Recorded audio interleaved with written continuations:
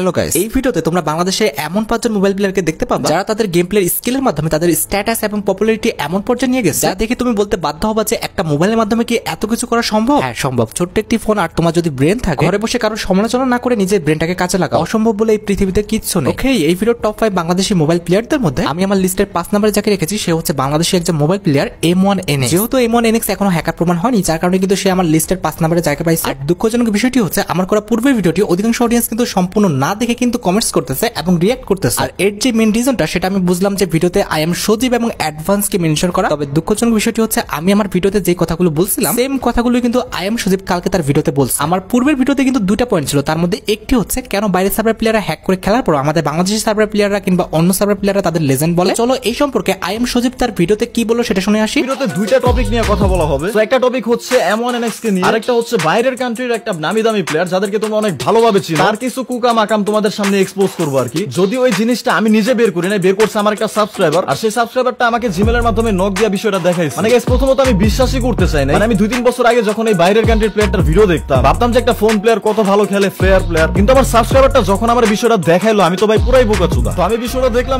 দেখার পরে মনে হইলো যে না এখানে একটা ঘাপলা আছে। এখন তোমাদেরকে আমি দেখাইতাছি বিষয়টা, দেখার পরে যদি তোমাদের মনে হয় যে না ভুলটা আমার, বাইরের কান্ট্রির সেই প্লেয়ারটা না, তাহলে সেটা আমাকে কমেন্ট বক্সে জানাই দিবা, আমার ভুলটা আমার ধরাই দিবা। বাট তোমাদেরও যদি মনে হয় যে না এখানে আসলে একটা ঘাপলা আছে, তাহলে আর কি বলবো। আচ্ছা যাই হোক, তোমাদেরকে আমি বিষয়টা দেখাই। তো গাইস আমি জানি না তোমরা কি হোয়াইট এফএফ কে চিনো নাকি। হোয়াইট ট্রিপল ফোন না, হোয়াইট এফএফ, যে ছিল একটা মোবাইল প্লেয়ার। এখন যারা ভিডিওটা দেখতেছো পুরো কথা শুনবা, ঠিক আছে? অর্ধেক কথা শুনলে কিন্তু তোমাদের মাথায় গ্যাঞ্জাম লেগে যাবে। এখন এই যে হোয়াইট এফএফ এর একটা ভিডিও আছে যে white FF no skill dot sensei power. এখন গাইস তোমরা মনে করো না যে আমি বলবো যে এই ভিডিওতে সে প্যানেল সেল করতেছে। এই ভিডিওতে আসলে কি এমন দেখার আছে যে জন্য আমি ভিডিওটা ওপেন করছি।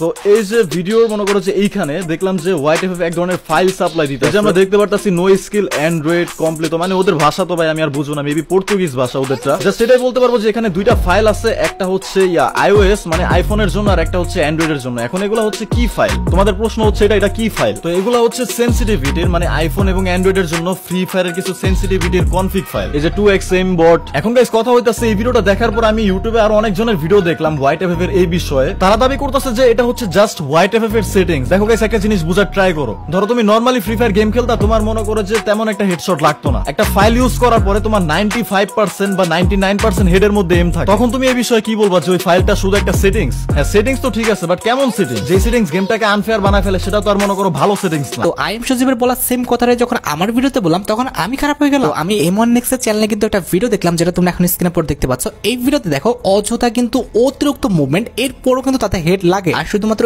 M1NX না, আমাদের হোয়াইট ট্রিপল 4, হোয়াইট এফএফ, রোক এফএফ, মোরো 777, XFF সহ তারা অধিকাংশ কিন্তু হয় আইওএস প্লেয়ার, আর তা নাহলে কিন্তু আমাদের পিসি প্লেয়ার। আর পিসি বা আইওএস তে এমন কিছু সুবিধা পাওয়া যায় যেগুলো কিন্তু নরমাল কোনো প্লেয়াররা কিন্তু পায় না। এখন আমার কথা বুঝলে বুঝপাতা, আর তা নাহলে তেজপাতা। এখন তোমাদের সবার মনে প্রশ্ন আসতে পারে তাহলে কি আমরা M1NX কে কি সাপোর্ট করব? এই প্রশ্নের উত্তরটাও কিন্তু আমার এবং আই এম সজীবের কিন্তু সম্পূর্ণ একদম সেম। তো চলো আমরা আই এম সজীবের মুখ থেকে শুনে আসি আমরা M1NX কে সাপোর্ট করব কি করব না। 4-5 দিন আগে আমি M1NX কে নিয়ে প্রথমে একটা ভিডিও বানাই। তো আমার ভিডিও বানানোর মেইন কারণটা ছিল হচ্ছে যে ও শর্টস ভিডিও বানায়, ঠিক আছে? বাইরের কান্ট্রি তো অনেক শর্টস ভিডিও বানায়, অনেক পোলাপাইন আছে, ও একটা গেম প্লে কন্টেন্ট ক্রিয়েটর, এর জন্য ওর প্রতি আমার একটা রেসপেক্ট আছে। বাট ওই যে কাস্টমার পোলাপাইন ঢুকায় মনে করো যে স্ক্রিপ্টেড একটা ম্যাচ করে তারপরে যে কাস্টমার পোলাপাইন দিয়ে যে মনে করো যে আহামরি নিজের ঢোল নিজে পিটাইতাছে, এই জিনিসটা আমার কাছে খুবই ক্রিঞ্জ লাগছে। দ্যাটস ওরে নিয়ে আমি একটা রোস্ট ভিডিও বানাই। এন্ড গাইস আমি আমার প্রত্যেক ভিডিওতে বলছি, এন্ড তোমরাও জানো যে M1NX কি হ্যাক ইউজ করে না করে সেটা নিয়ে আমি মাথা ঘামাই নাই। এটার মেইন কারণ হচ্ছে যে ও যে হ্যাক ইউজ করে কি করে না সেটার কোনো প্রুফ আমার কাছে নাই। এখন প্রুফ না থাকলে তো ভাই আমি কিছু বলতে পারবো না, তাই না? বাট আমি বলছিলাম যে হ্যাকের যে ইফেক্ট, হ্যাক করে গেম প্লে করার যে ইফেক্ট, সেটা 2022 সাল থেকে শুরু হয়ে গেছে, যে কারণে ফেয়ার প্লেয়ারদের দাম কমে গেছে। ওইটা নিয়ে আমি একটা ভিডিও বানাইছি। যাই হোক, আশা করি সম্পূর্ণ বিষয়টি ক্লিয়ার হয়েছে। আচ্ছা এবার আমাদের লিস্টের 4 নম্বরে যে আমরা প্লেয়ারকে রাখছি তার নাম হচ্ছে ইলিউশনিস্ট হোয়াইট, অথবা অনেকে তাকে রিঙ্গো ভাই নামে চিনো। বর্তমানে তার চ্যানেলের সাবস্ক্রাইবার সংখ্যা 7,44,000। আর তোমাদের জানিয়ে দেওয়া হলো যে বাংলাদেশের first free fire mobile player কিন্তু ইলিউশনিস্ট হোয়াইট। চলো তার চ্যানেলে আপলোড করা একটি ভিডিওর কিছু ক্লিপস আমরা দেখে আসি।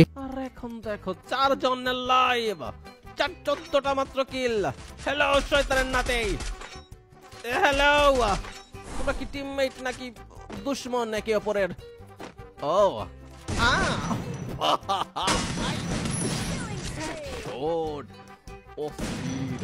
অসাধারণ নৈপুণ্যের সহিত একটা হেডশট মেরেছি আমি। ফায়ার করতেছি কেন আমি জানি না, আমাকে জিজ্ঞেস করো না।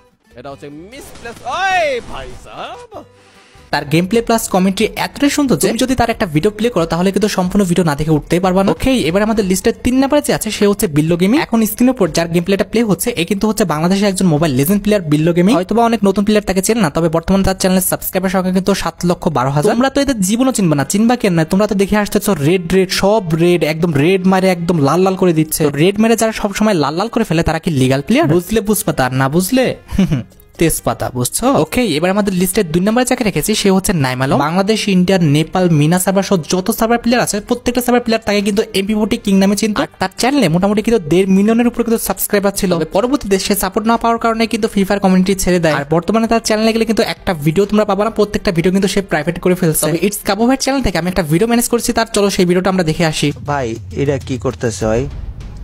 হোয়াট দা ফাক? 4টা প্লেয়ার, ও মাই গড! নাইম, এই জায়গায় তোর উকং এর বেস্ট খেলা দিতে হবে। নাইম, উকং এর বেস্ট খেলাটা দিতে হবে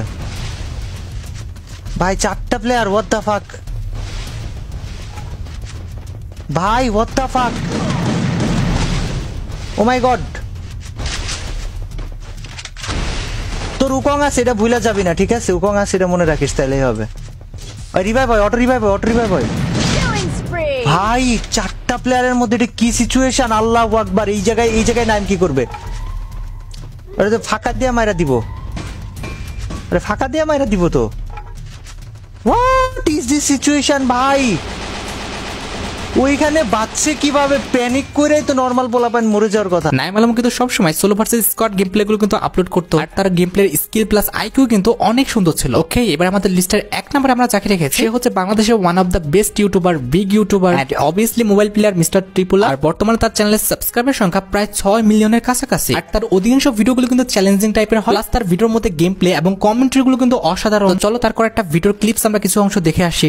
যথেষ্ট পরিমাণ টোকেন আমরা জমা করে ফেলেছি আমাদের VSK94 নতুন স্নাইপারটা নেওয়ার জন্য। ভেন্ডিং মেশিনে কিন্তু এই নতুন স্নাইপারটা অ্যাড করে দিয়েছে ভাই। এই পিকের মধ্যে আশেপাশে সব এনিমি ভরে ফাইট করতেছে, আর আমি দেখো টোকেন জমাচ্ছিলাম ভাই।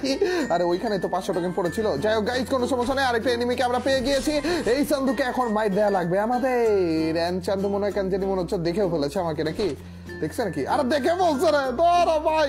আচ্ছা দাঁড়াও তো চান্দু, তুমি ওইখানেই থাকো, আমি একটু তোমার পায়ের ভিতরে যদি কোনো রকমের মারতে পায়ে এম করে তোমার লাভ একটা, তারপর যে এদিক দিয়ে যে ঘুরে দিয়ে একটা ও লাল্লা সোনি অন করে দিয়েছে, আমি ডিজে পার্টি করতে থাকি।